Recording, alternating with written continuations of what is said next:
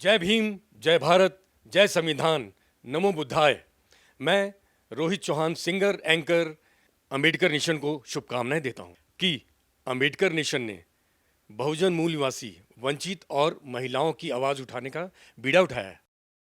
जय भीम, जय भारत, जय संविधान। मैं Gautam Ratna, Ambedkar nation YouTube channel से। और आज हम बात करेंगे सुनील सरदार साहब, जो बहुजन वंचित और फीमेल राइट्स और जो मूल निवासी हैं या पुअर सेक्शन के लोग हैं, उनके लिए उनका एक एनजीओ भी है और अपने लेवल पर भी वो हर तरीके से जो भी उनसे हेल्प हो पाती है ऐसे समाज को, ऐसे तबके को जो कहीं ना कहीं किसी न किसी रूप में पिछड़ा है, उसके लिए काम कर रहे हैं। तो बात करेंगे और जानेंगे उनका एक तो इंट्रोडक्शन भी मैं चाहूँगा सुनील सरदार साहब से कि अपना इंट्रोडक्शन और अपनी ऑर्गेनाइजेशन का इंट्रोडक्शन आप प्लीज़ सबसे पहले दें। मेरा नाम सुनील सरदार है और मैं महाराष्ट्र से आता हूँ। बाबा साहब अंबेडकर के कम्युनिटी से आता हूँ और महात्मा ज्योतिराव फूले, जिन्होंने 1873 में जो सत्यशोधक समाज स्थापन किया था, उसके बाद में वो लगभग ख़त्म सा हो गया था। उसको फिर से रिवाइव करके सत्यशोधक को कुछ लोगों ने अखिल भारतीय कर दिया था। तो हमने उसको अंतर्राष्ट्रीय बना दिया, क्योंकि सत्य की कोई सीमा नहीं होती।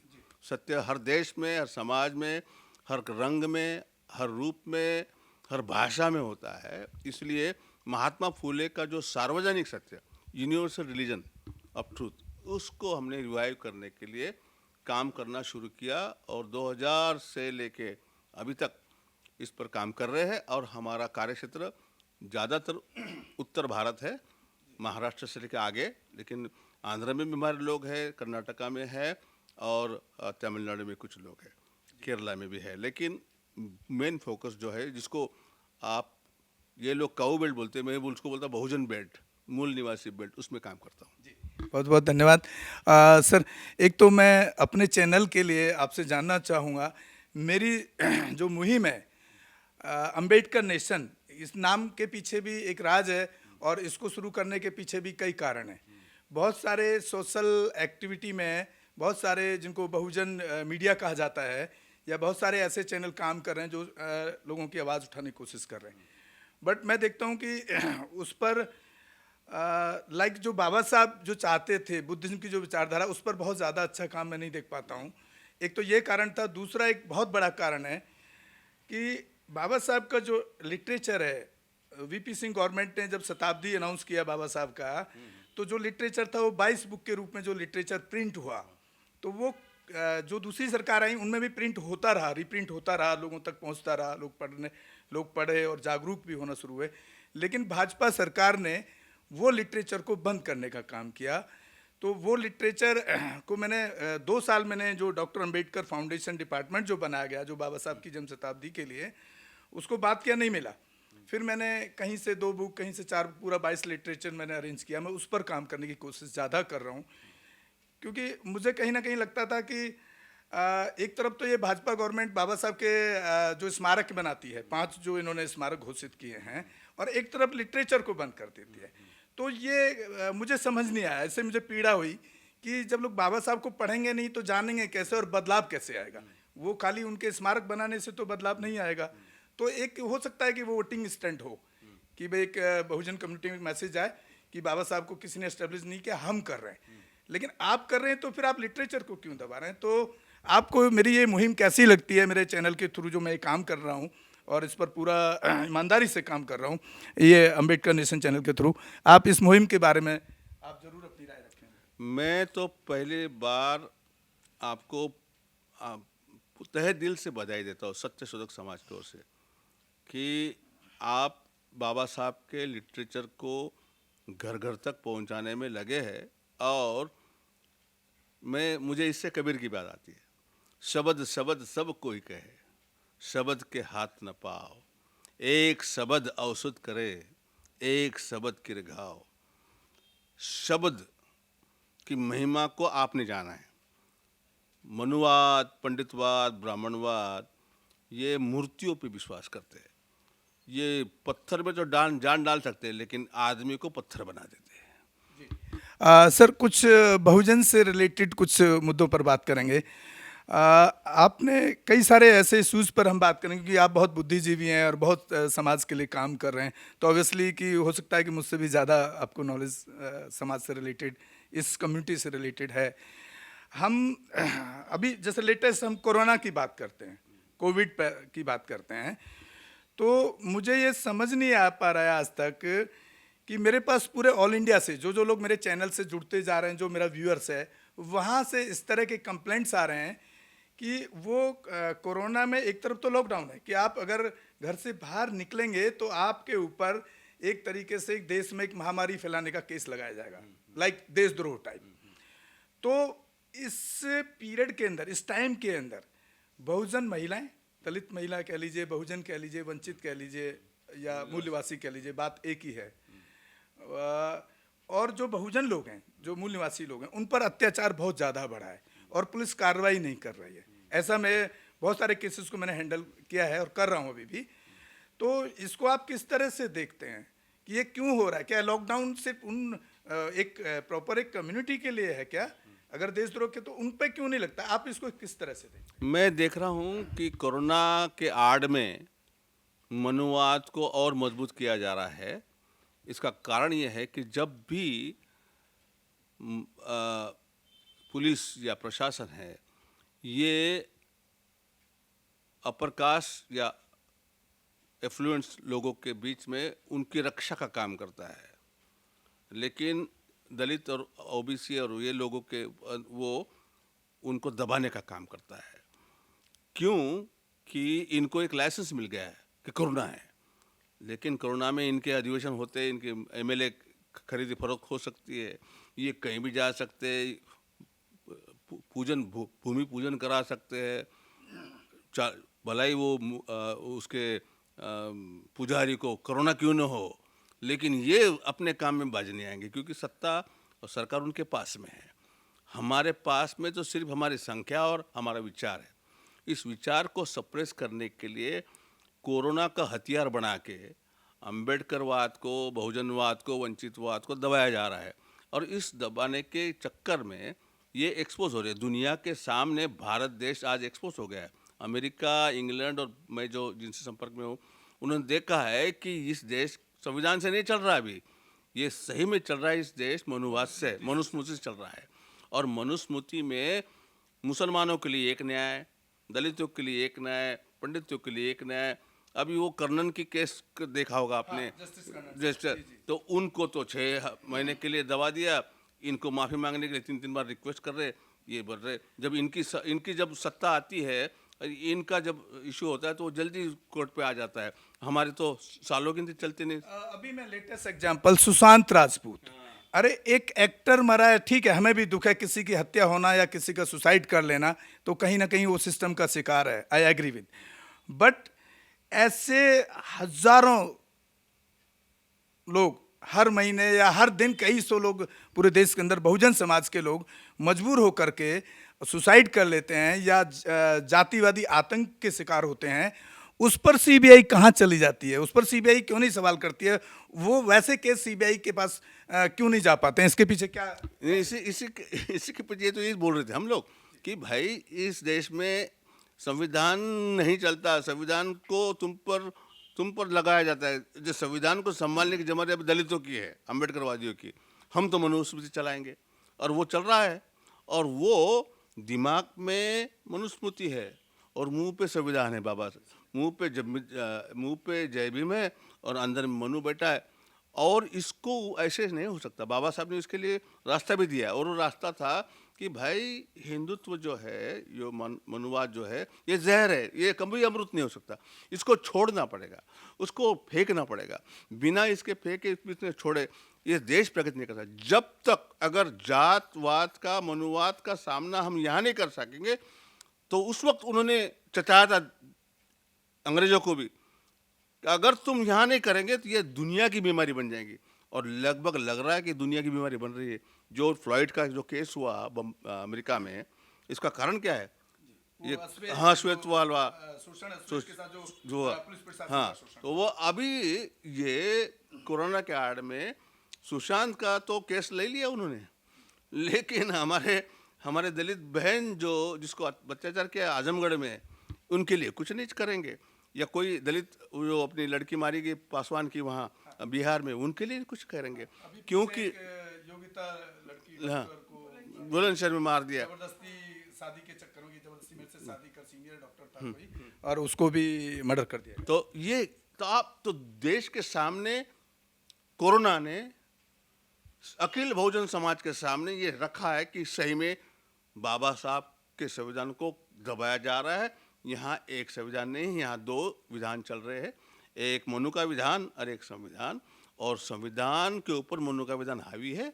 इसके लिए अरे भाई, मिथकों को सत्य में बदल जा रहा है और सत्य को मिथक में बदल जा रहा है। जिस भूमि पे बुद्ध विहार था उसका तो नाम नहीं, और जिसमें कुछ नहीं था, जिसका नाम भी नहीं, मिथोलॉजिकल कैरेक्टर राम के नाम से मंदिर बनता है, उसके साथ में प्रशासन, शासन और कोर्ट शामिल होता है। इससे जैसा बुरा आपने राम मंदिर की बात की तो मैं यहाँ पे एक सवाल उठाना चाहूँगा। आपने एक आम भाषा में सुना होगा, गांव से लेकर के शहर तक, चाहे वो कम पढ़ा लिखा है, तो एक कहावत बड़ी आम कही जाती है कि कोर्ट सबूत मांगता है।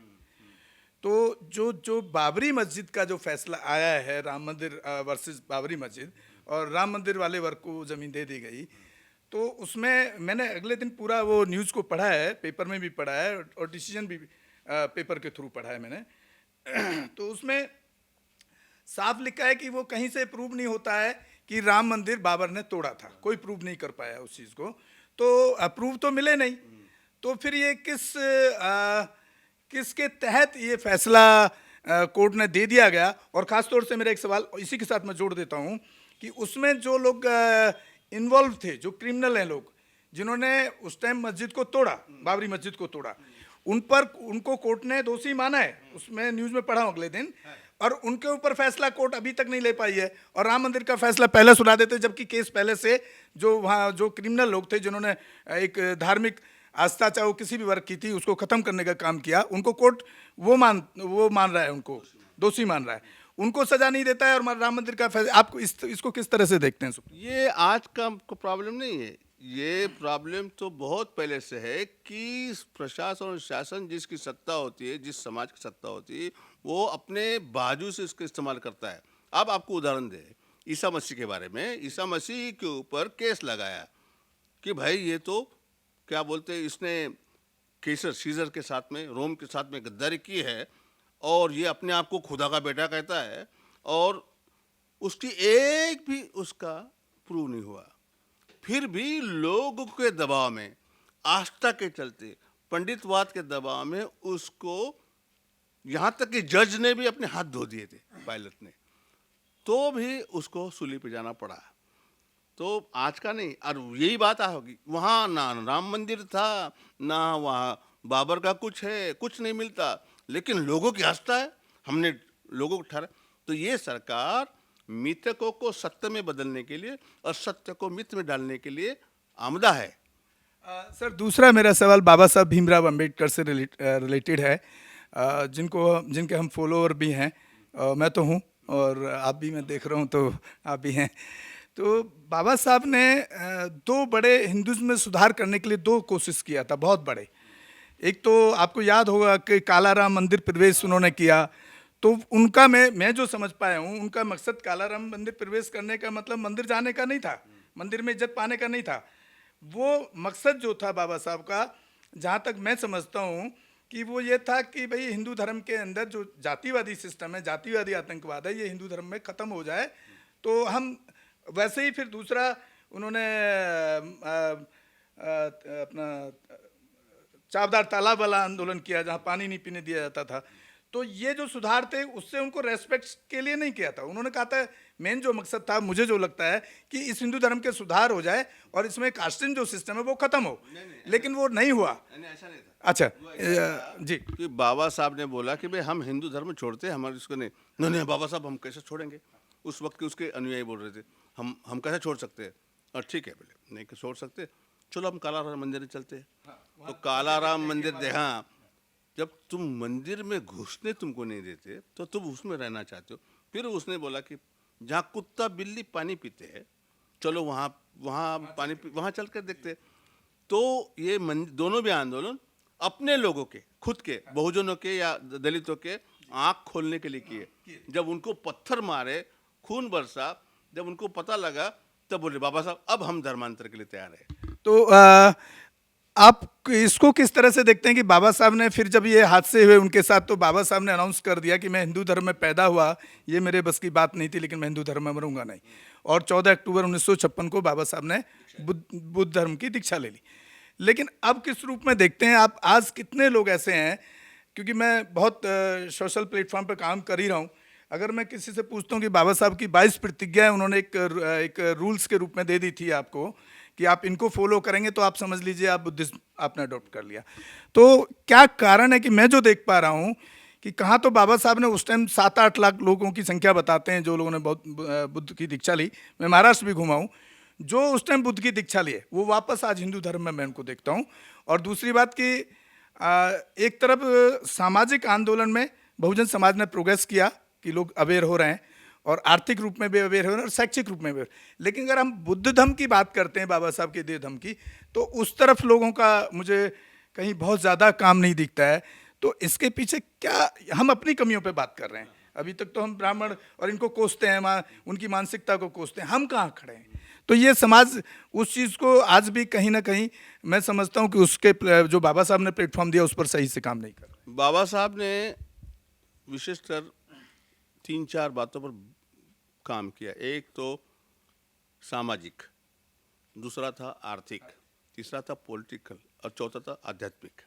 ये चारों इस पर काम किया। सामाजिक काम में उन्होंने सामाजिक समता दल, समता सैनिक दल स्थापित किया।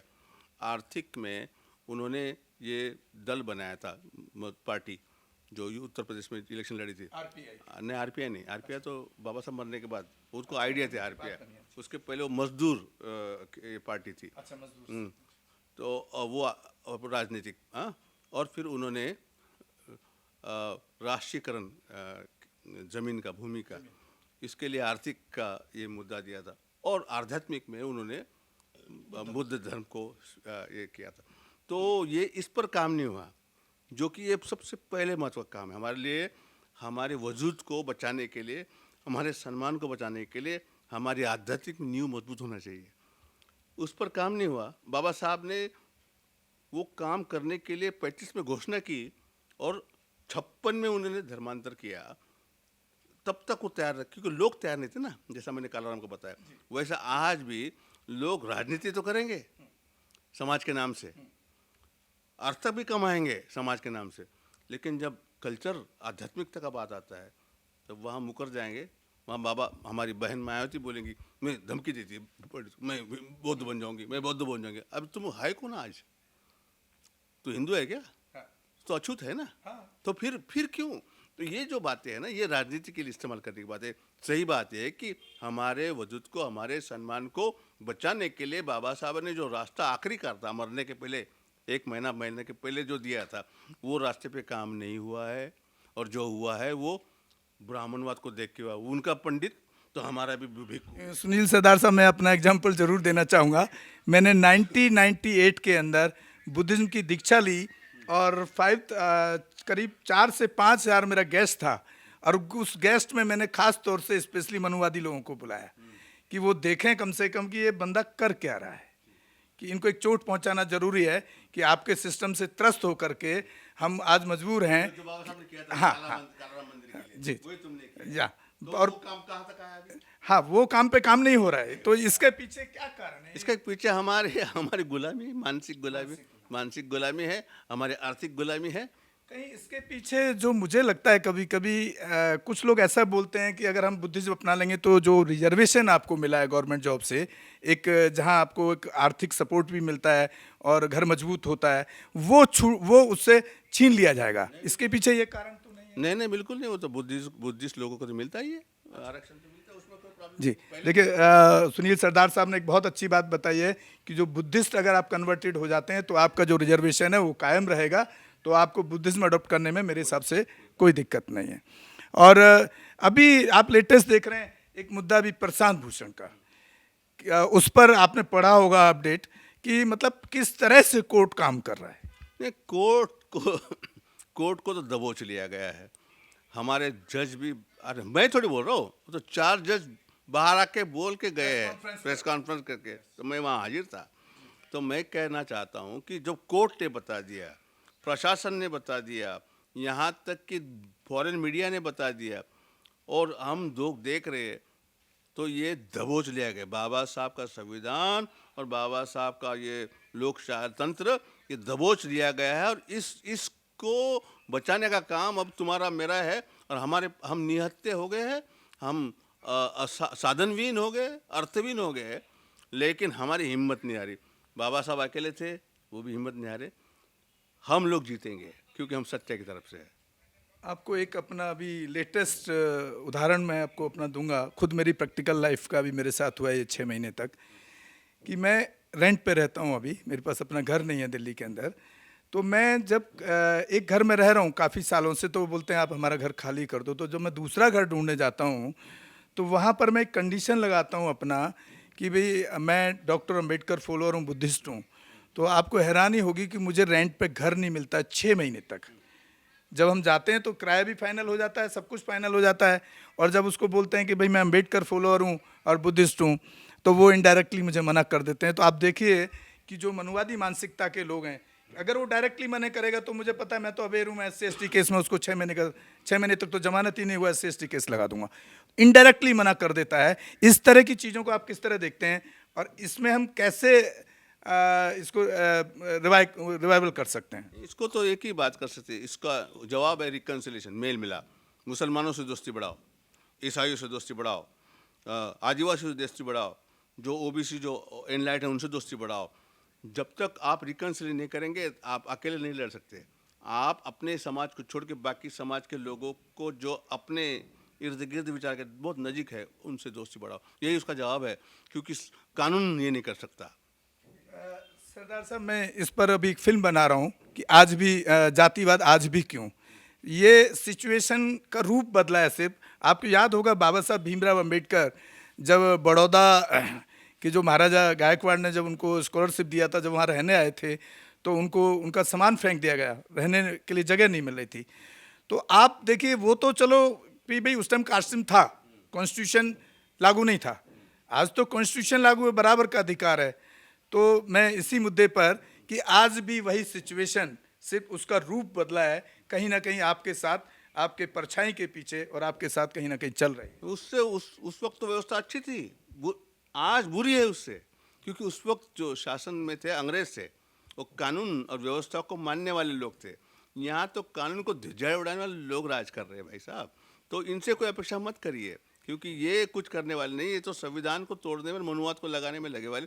और देखा नहीं अभी नई शिक्षा नीति में अंग्रेजी को 5 साल तक बंद करके रखा। ये बहुत बड़ा षड्यंत्र। आप मैं क्या बताओ, किसी दूसरे समय में बताएंगे, क्योंकि अभी मुझे भी जाना है और काम। लेकिन बहुत अच्छे आपने सवाल पूछे। आपके चैनल को, आपके काम को, आपके मिशन को सलाम करता हूँ। और आप जब भी मैं आपके काम में आ सकूँ, मुझे याद कीजिए, मैं आपके साथ में हूँ। सर बहुत बहुत धन्यवाद सुनील सरदार साहब का। सुनील सरदार साहब ने इतना बेबाकी से आपको आज सिस्टम हमारे देश में, भारत में चल रहा है, वो किस तरह से कोर्ट से लेकर के और जीवन के अंदर जितनी भी घटनाएं बहुजन समाज के साथ हो रही हैं, उसमें कहीं ना कहीं प्रशासन, पुलिस प्रशासन और कोर्ट तक की भूमिका जो है वो एक सस्पिशियस सामने दिखती है। इसी के साथ विदा लेते हैं। आपका बहुत बहुत धन्यवाद। जय भीम, जय Bharat. Gautam Ratna, Ambedkar nation. Ambedkar nation channel आर्थिक समस्या से गुजर रहा है। अगर आप बहुजन समाज में बाबा साहेब अम्बेडकर और तथागत बुद्ध की विचारधारा को अधिक से अधिक लोगों तक पहुंचाना चाहते हैं, तो हमें आर्थिक सहयोग प्रदान करें, ताकि हम अपने चैनल के माध्यम से देश विदेश में समता, बंधुता, एकता और संवैधानिक अधिकारों को ज्यादा से ज्यादा लोगों तक पहुंचा सकें। अम्बेडकर नेशन चैनल जो YouTube पर भी प्रसारित होता है, प्रस्तुतकर्ता गौतम रत्ना। आप अपनी सहायता राशि नीचे लिखे खाते में जमा करा सकते हैं। खाता धारक गौतम रत्ना। खाता संख्या 3169576865 1। IFSC कोड SBIN 00603336, बैंक भारतीय स्टेट बैंक। आप हमारे बैंक खाते का विवरण स्क्रीन पर भी देख सकते हैं।